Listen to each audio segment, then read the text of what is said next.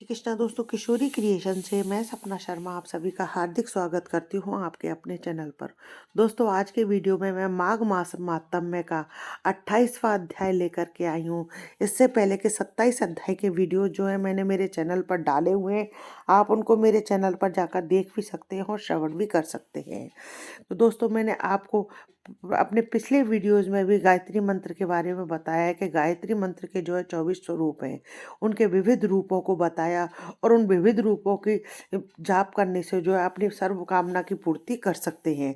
तो आज मैं आपके लिए आपकी जो भी कोई मनोकामना है, उस कामना की सिद्धि हेतु एक कामना गायत्री मंत्र लेकर के आई हूँ। कामना सिद्धि गायत्री मंत्र का जाप करने से जो है आपकी प्रत्येक कामना पूरी हो जाती है और आपका प्रत्येक काम जो है बन जाता है।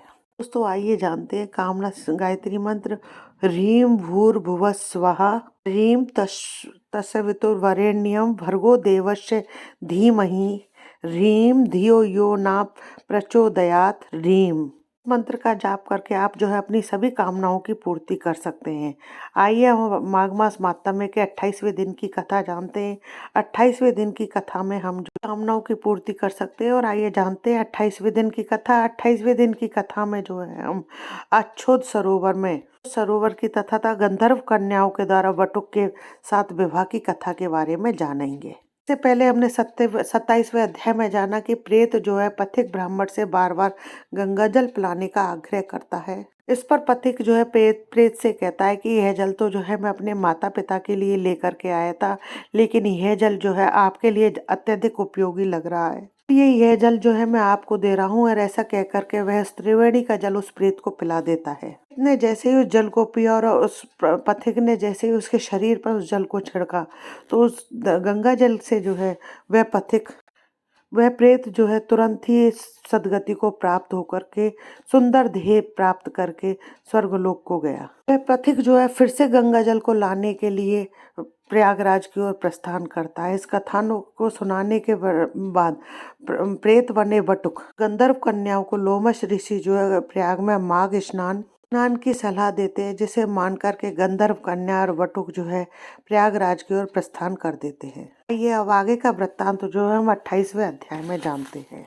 वशिष्ठ ऋषि कहने लगे कि हे राजा, दिलीप बहुत से जन समूह सहित अच्छोद सरोवर में स्नान करके सुख पूर्वक मोक्ष को प्राप्त हो गए। तब लोमश जी कहने लगे, संसार रूपी इस तीर्थ राजा को सब श्रद्धा पूर्वक देखो। यहाँ पर 33 करोड़ देवता आकर आनंद पूर्वक रहते हैं। यह अक्षय वट है जिसकी जड़ें पाताल तक गई हैं, और मार्कंडे ऋषि प्रलय के समय जिन भगवान इसी अक्षय वट का आश्रय लेते हैं, यही शिव जी का प्रिय भगवती भागीरथी है, जिसकी सिद्ध लोग सेवा करते हैं। यह गंगा स्वर्ग से हेतु पताका है। इसका जल पीकर मनुष्य मुक्त हो जाते हैं। हे मुनि, सभी प्राणी इस नदी को यमुना से मिली हुई पाते हैं।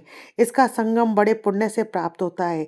इसके स्नान से जन्म मृत्यु रूपी दावानल से कोई नहीं तपता, परंतु ज्ञान प्राप्त करके मुक्त हो जाता है।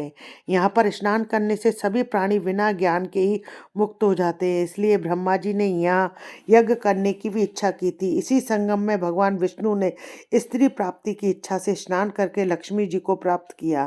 यहाँ पर त्रिशूलधारी शिव जी ने पर दैत्य को मारा था, और प्राचीन काल में उर्वशी स्वर्ग से गिरी थी तथा स्वर्ग पाने की इच्छा से यहाँ पर ही के स्नान करने से नहुष कुल के राजा ययाति ने वंशधर पुत्र प्राप्त किया।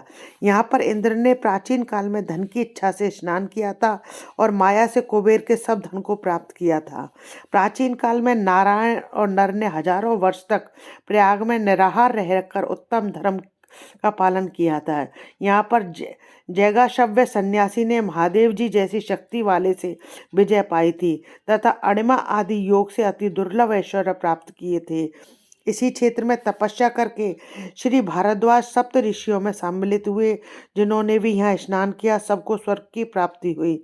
इसलिए हमारे विचार से तुम त्रिवेणी में स्नान, तो इस स्नान से पहले किए हुए तुम्हारे सब पाप नाश हो जाएंगे और संपूर्ण वैभवों को प्राप्त हो जाओगे। ऋषि के इस प्रकार के सत्य वचन सुनकर सभी त्रिवेणी में स्नान करने लग गए, और इसी स्नान करने से सबकी पिशाचता नष्ट हो गई। शाप से विमुक्त होकर उन्होंने अपना शरीर धारण कर लिया किया। वेद निधि ने अपनी संतान को देखकर प्रसन्नचित्त होकर लोमस जी को संतुष्ट किया और कहा कि आपके अनुग्रह से ही श्राप से विमुक्त हुए हैं। अब आप इन बालकों के योग्य धर्म को कहिए। लोमस जी ने कहा कि इस युवा कुमार ने वेदों का अध्ययन समाप्त कर लिया है, इसलिए इन कन्याओं के प्रीति पूर्वक कर कमलों को ग्रहण करें। तब लोमस जी तथा कमलों को ग्रहण करें। तब लोमस जी तथा अपने पिताजी की आज्ञा से इस ब्रह्मचारी ने 5 कन्याओं से विवाह किया। इन कन्याओं के सब मनोरथ पूर्ण हुए। ऐसा कहा गया है कि जहाँ पर यह महात्म में कहा जाता है वह नारायण ही पूजे जाते हैं।